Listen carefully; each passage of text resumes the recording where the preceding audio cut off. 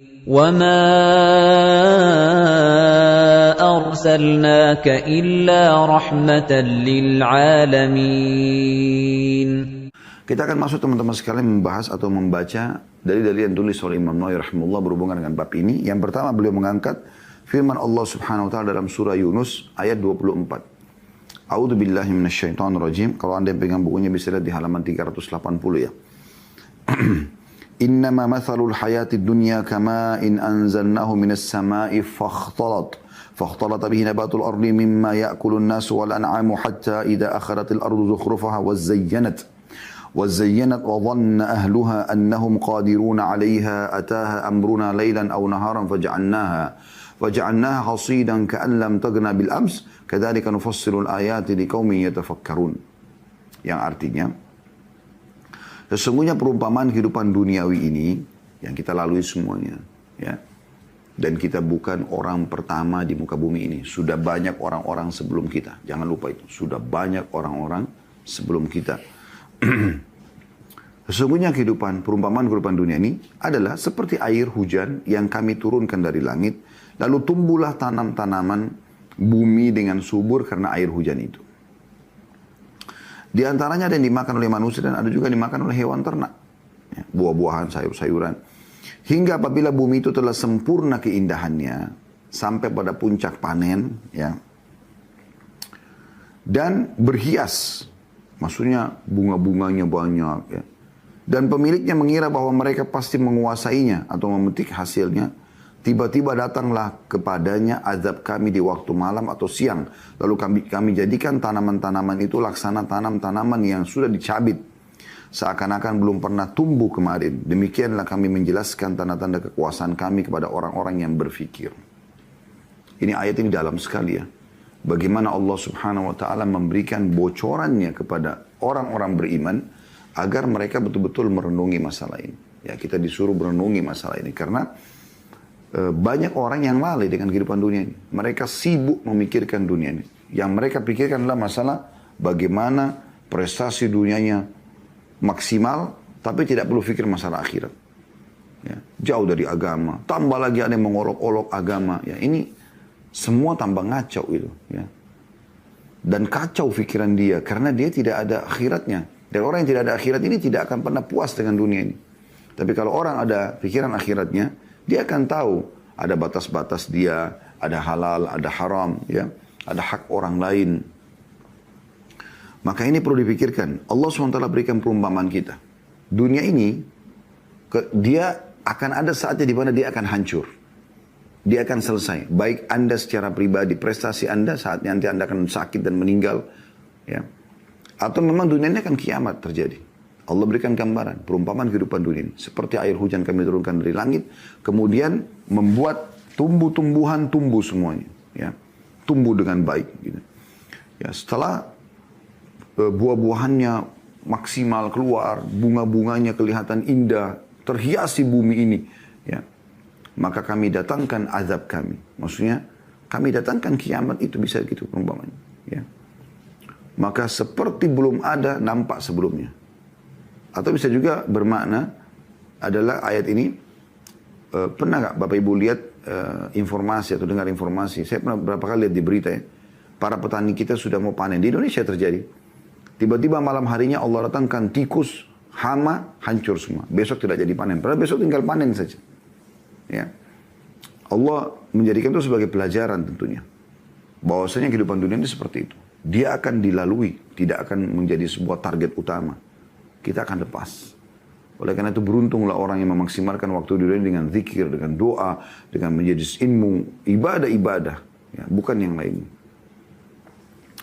Selanjutnya, Allah Subhanahu wa taala menyebutkan dalam surah Al-Kahfi ayat 45 sampai 46, A'udzu billahi minasyaitonir rajim, wadrib lahum mathalal hayatid dunya kama in anzalnahu minas sama'i fakhtalat bihi nabatul ardi fa asbaha hashiman tadruhu ar-riyah wa kana Allahu ala kulli syai'in muqtadira. Al-malu wal banuna zinatul hayatid dunya wal baqiyatus salihatu khairun 'inda rabbika thawaban wa khairun amala. Yang artinya, dan buatkanlah untuk mereka atau manusia perumpamaan kehidupan dunia ini. Ibarat air hujan yang kami turunkan dari langit. Maka menjadi subur karenanya tumbuhan di bumi. Kemudian tumbuh-tumbuhan itu menjadi kering yang diterbangkan oleh angin. Artinya akan hilang. Begitulah kehidupan dunia karena dia tidak ada yang kekal. Ya. Dan Allah Maha Kuasa atas segala sesuatunya. Harta dan anak-anak adalah perhiasan kehidupan dunia. Yang kalian lihat selama ini, jabatan, pekerjaan, dapat rumah, punya mobil, punya anak-anak, punya pasangan hidup, perhiasan dunia. Namun amal kebajikan yang terus-menerus adalah lebih baik pahalanya di sisi Tuhanmu, serta lebih baik untuk menjadi harapan. Maksudnya, pikirkan juga untuk akhiratmu. Pikirkan bagaimana supaya kamu punya masjid, kamu punya rumah anak yatim, kamu punya sesuatu yang bisa kau andalkan di akhirat nanti. Selanjutnya, dalam firman Allah SWT surah Al-Hadid ayat 20. Allah Subhanahu wa taala juga berfirman, A'udzu billahi minasyaitonir rajim. I'lamu annama al-hayatud dunya la'ibun wa lahun wa zinatun wa tafakhurun bainakum wa takathurun fil amwali wal aulad. Kamathali ghaythin a'jaba al-kuffara nabatu thumma yahiju fatara musfarran thumma yakunu hutama wa fil akhirati 'adzabun syadidun wa maghfiratun minallahi wa ridwan wa mal hayatud dunya illa mata'ul ghurur. Artinya, ketahuilah bahwasanya kehidupan dunia ini hanyalah permainan dan senda gurau, seperti orang yang cuma bercanda saja. Nanti pada saat dia meninggal dia baru sadar, oh ternyata gitu. Seperti ini saja ya. Nanti kita kalau meninggal teman-teman kita akan lihat, oh hidup saya dari lahir bayi, anak-anak, remaja sampai mati ini seperti cuma satu kisah pendek saja. Ya. 60, 70 tahun, 100 tahun itu seperti sebuah waktu yang sehari 2 hari saja. Allah mengingatkan, ketahuilah bahwasanya kehidupan dunia ini hanya permainan dan senda gurau. Perhiasan dan saling berbangga di antara kalian. Serta berlomba-lomba dalam kekayaan dan anak keturunan. Oh itu si fulan kaya, hartanya banyak. Oh si fulan banyak anaknya. Seperti hujan yang tanam tanaman mengagumkan para petani. Kemudian tanaman itu menjadi kering dan kamu lihat warnanya kuning kemudian menjadi hancur. Dan di akhirat nanti ada adab yang keras dan ampunan dari Allah serta keridhaannya, dan kehidupan dunia tidak lain hanyalah kesenangan yang palsu.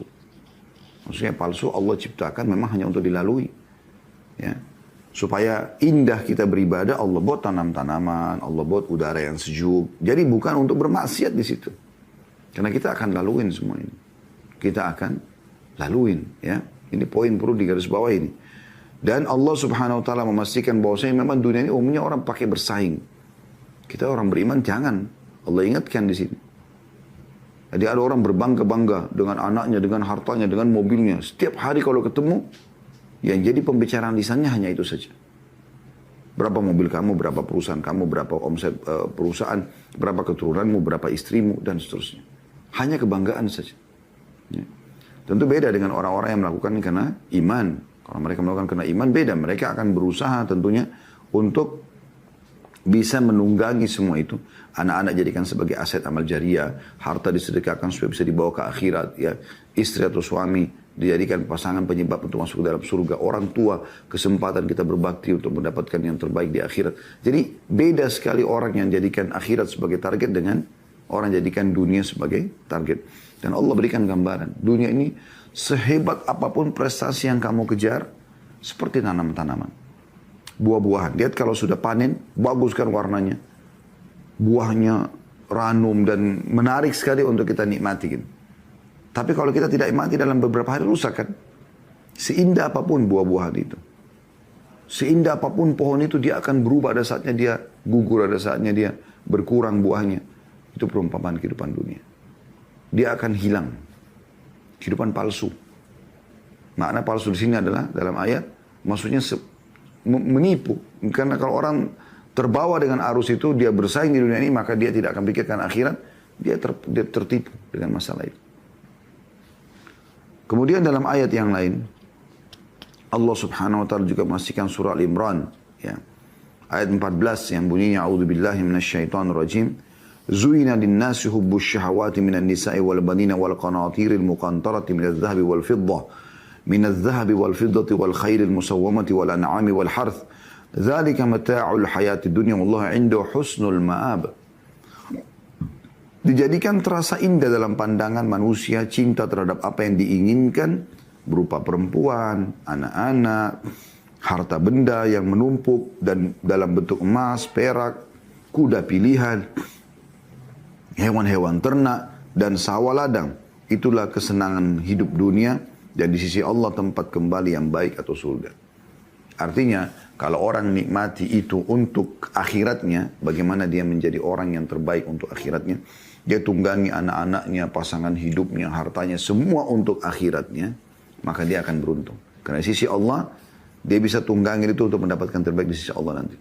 Kalau sebaliknya dia tunggangi itu hanya untuk dunianya saja, bersaing, akhirnya ujung-ujungnya bahkan saling bunuh-membunuh bahkan ya dalam hal ini, maka ini berbahaya sekali. Ya, mereka karena menjadikan dunia sebagai tempat bersaingnya, bukan untuk ditunggangi mendapatkan yang terbaik di akhirat. Ini sebenarnya ladang tempat kita menanam di sini, kita panen di akhirat sana. Dan di sini dijelaskan bagaimana munculnya rasa suka kepada lawan jenis, anak-anak, harta benda, emas, perak, kuda, hewan ternak, ya, sawah dan ladang, kebun-kebun. Dan Allah mengatakan semua itu maknanya kalau kalian tunggangi untuk mendapatkan yang terbaik di akhirat, maka bisa menjadi ajang pahala. Atau kalau tidak, ketahuilah kalau kalian pilih itu, di sisi Allah ada yang lebih baik, yaitu surga. Karena akan abadi, lebih luas, lebih indah, dan kepemilikannya juga abadi ya. Yang buat kita khawatir dulu ini apa? Rumah yang kita milikin, nanti kalau kita meninggal akan jadi hilang, atau akan dijual misalnya, atau digadai. Ya. Begitu juga dengan apapun yang kita miliki dari dunia ini, itu semuanya umumnya akan ditinggal. Jadi, tidak ada sesuatu yang akan kekal abadi. Masa muda kita dan tenaga kita juga akan berubah menjadi masa tua. Ya. Sehat kita berubah akan satu waktu menjadi sakit. Ya. Bahkan hidup kita akan mati. Nah itu kehidupan dunia seperti itu. Di akhirat kepemilikan abadi. Sekali Anda punya istana itu, harta itu akan selamanya Anda miliki. Allah kekalkan, Allah mengatakan khalidina fiha. Sekali Anda punya pasangan itu, maka akan selamanya jadi pasangan Anda. Sekali Anda bahagia, selamanya. Sekali Anda sehat, selamanya. Semuanya. Kata Nabi SAW, orang yang masuk surga, tidak akan rusak bajunya, tidak akan habis masa mudanya, tidak akan pernah sakit. Ya. Tidak lagi buang air besar dan buang air kecil di surga. Allah ingatkan, dunia bisa kalian tunggangi untuk sana. Targetnya akhirat. Bukan ini. Bukan di sini di dunia. Ya. Itu makna daripada ayat ini. Demikian juga dengan firman Allah SWT selanjutnya dalam surah Fatir ayat 5. Imam Nawawi rahimahullah mengangkat ini. Ya. Firman Allah SWT, A'udhu billahi minasyaitonir rajim.